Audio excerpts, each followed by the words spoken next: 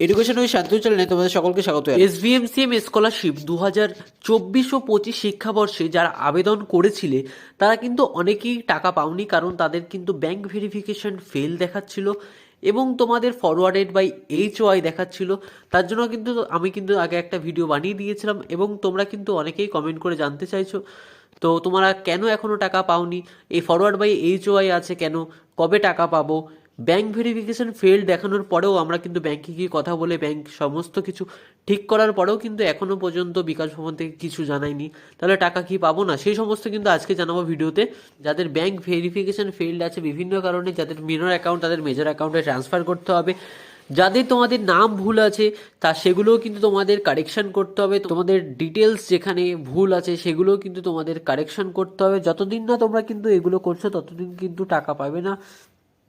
তো প্রথমে দেখো এসবিএনসিএম স্কলারশিপ ব্যাংক ভেরিফিকেশন ফেল্ডের তো আগে একটা ভিডিও বানিয়েছিলাম, সেখানে তোমরা অনেকেই কিন্তু অনেক কিছু জিজ্ঞাসা করছিলে, তো সেগুলোই আজকে আলোচনা করবো। HY ডিক্লারেশন ফরম্যাটটা প্লিজ বলবেন। দেখো HY ফরম্যাট ডিক্লারেশন ফরম্যাট তোমাদের এখানে যেমনটা তোমাদের ফরম্যাট হয়ে থাকে তো তেমনটাই হবে, নতুন করে কোনো ফরম্যাট কিন্তু বলা হয়নি। তারপর আরেকজন কমেন্ট করেছে, দেখো আমার ব্যাংকের বইয়ের আধার নামে আলাদা আছে, মিডিল নেমটা এখন ব্যাংক ভেরিফিকেশন ফেল দেখাচ্ছে এতদিনের, তো এখন কি কিছু করা যাবে?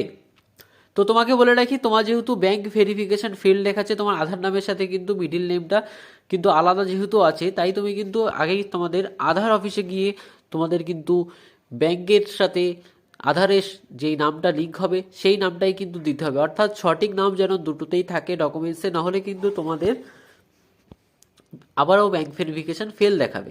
मेरा बैंक वेरिफिकेशन फेल्ड आया था, KYC करा लिया है, अभी क्या करना पड़ेगा प्लिज हेल्प।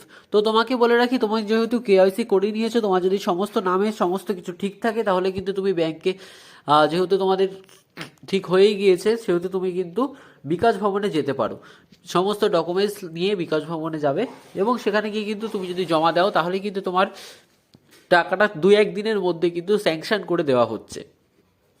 আরেকজন কমেন্ট করেছে, দাদা এই ব্যাংক ভেরিফিকেশনের লাস্ট ডেট কবে? ব্যাংক ভেরিফিকেশনের কিন্তু কোনো লাস্ট ডেট অর্থাৎ শেষ তারিখ কিন্তু এখনো পর্যন্ত বলে দেয়নি। 2024 ও 25 শিক্ষাবর্ষে যারা কিন্তু আবেদন করেছিলে তাদের জন্য ব্যাংক ভেরিফিকেশনের কিন্তু এখনো লাস্ট ডেট অর্থাৎ শেষ তারিখ কিন্তু বলে দেয়নি।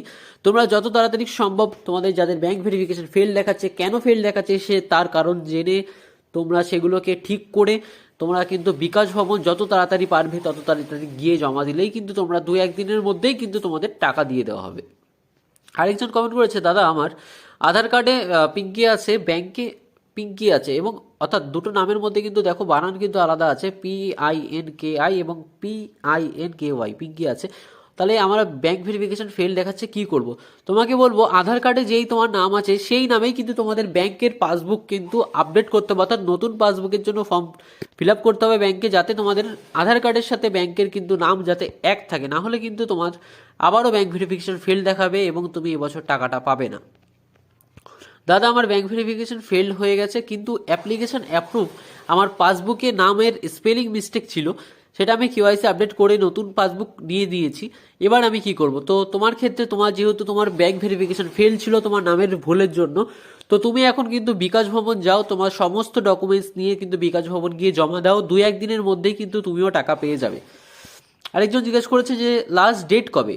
এই বিকাশ ভবনে কিন্তু যাওয়ার কোনো শেষ তারিখ নেই এবং জমা দেওয়ারও কিন্তু শেষ তারিখ নেই। তো যেহেতু 2025 এবং 2026 শিক্ষাবর্ষে আবেদন শুরু হয়ে গিয়েছে সেহেতু বলবো তোমরা যত তাড়াতাড়ি যাবে তত তাড়াতাড়ি কিন্তু টাকাটা পাবে। আরেকজন কমেন্ট করেছে, 11 মাস থেকে ফরওয়ার্ড বাই HY হয়ে পড়ে আছে। তো তোমাকে বলে রাখি, তোমার কিন্তু অনেক আগেই বিকাশ ভবন যাওয়ার দরকার ছিল এবং সেখানে কিন্তু কন্ট্যাক্ট করার দরকার ছিল, যেহেতু তোমার 11 মাস হয়ে গিয়েছে। তো আশা করছি তুমি হয়তো এই টাকাটা পাবে না, তবুও তুমি যদি তোমার সমস্ত ডকুমেন্টস নিয়ে গিয়ে বিকাশ ভবন যাও তাহলে কিন্তু তুমি পেলেও পেতে পারো। আরেকজন কমেন্ট করেছে, দাদা আমার ব্যাংক নাম, আধার নাম, অ্যাপ্লিকেশন নাম সব আলাদা, কি করব? রিপ্লাই প্লিজ বলুন। তো তোমার যেহেতু ব্যাংকের নাম, আধার নেম, অ্যাপ্লিকেশন নেম সব আলাদা, তো তোমার কিন্তু প্রথমে সমস্ত কিছু নাম এক করতে হবে, যেহেতু অ্যাপ্লিকেশন তোমরা একবার করে ফেলেছো, অ্যাপ্লিকেশনের নাম কিন্তু আবার নতুন করে বদলানো সম্ভব নয়। আধারের নাম কিন্তু তোমরা বদলাতে পারবে এবং ব্যাংকের নাম কিন্তু তোমরা বদলাতে পারবে।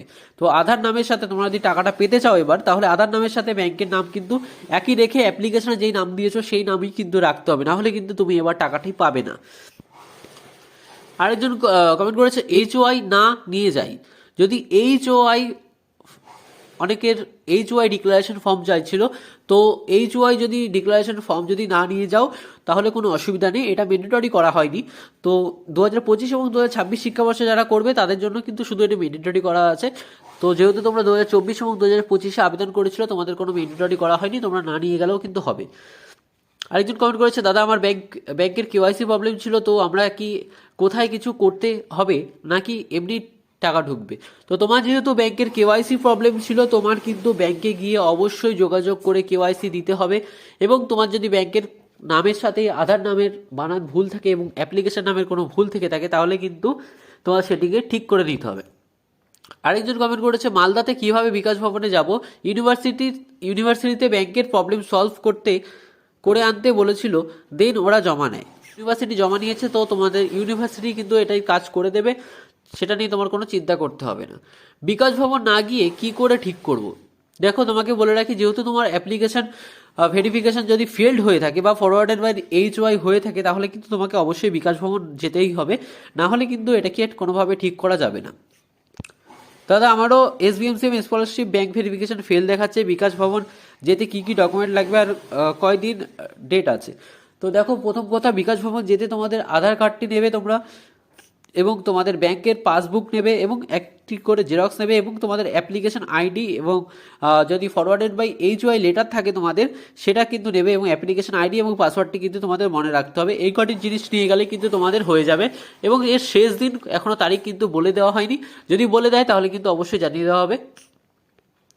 আরেকজন বলছে, দাদা আমি আগের বছর SBMC ফ্রেশ অ্যাপ্লিকেশন করে টাকা পেয়েছিলাম, যে অ্যাকাউন্টে টাকা পেয়েছিলাম সেই অ্যাকাউন্টটা আমি কিছু পার্সোনাল ইস্যুর জন্য ক্লোজ করে দিয়েছি। এখন রিনিউয়াল অ্যাপ্লিকেশন করতে গেলে ব্যাঙ্ক অ্যাকাউন্ট ডিটেলস আপডেট করার কোনো অপশানই দেখাচ্ছে না।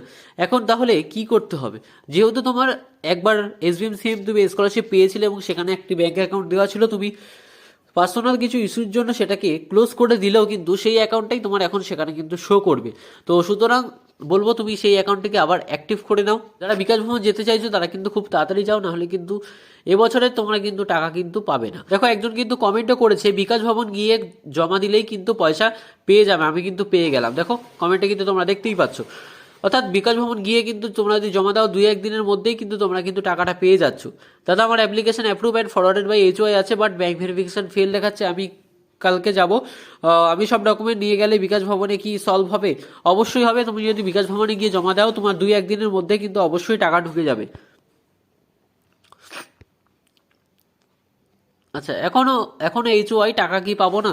যাদের HOI আছে তাদের কিন্তু অবশ্যই ব্যাংকে যেতে হবে, এবং ব্যাংকে গিয়ে আগে দেখতে হবে তাদের ব্যাংকের ডকুমেন্টসের সাথে সমস্ত কিছু ঠিক আছে কিনা। যদি ঠিক থাকে তাহলে কিন্তু বিকাশ ভবন গিয়ে এটিকে বলতে পারো, অথবা হেল্পলাইন নাম্বার আছে বিকাশ ভবনে, সেখানে কন্ট্যাক্ট করতে পারো যে আমার এখনও ফরওয়ার্ডেড বাই HOI আছে।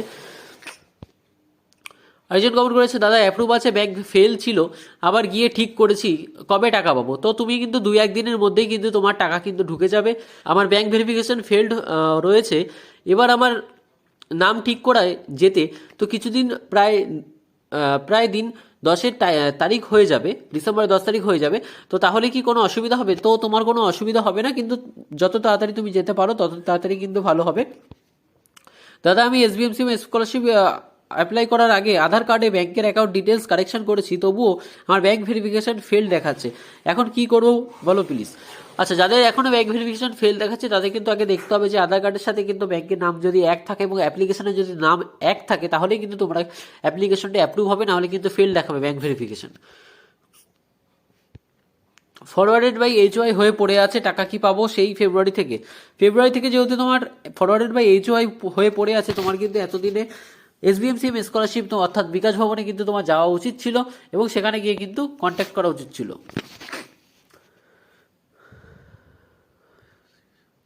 দেখো, আরেকজন কমেন্ট করেছে, আমার আধার কার্ডে বিধান CH কর্মকার আছে, কিন্তু ব্যাংক অ্যাকাউন্টে বিধান চন্দ্র কর্মকার আছে, আমি কি টাকা পাবো?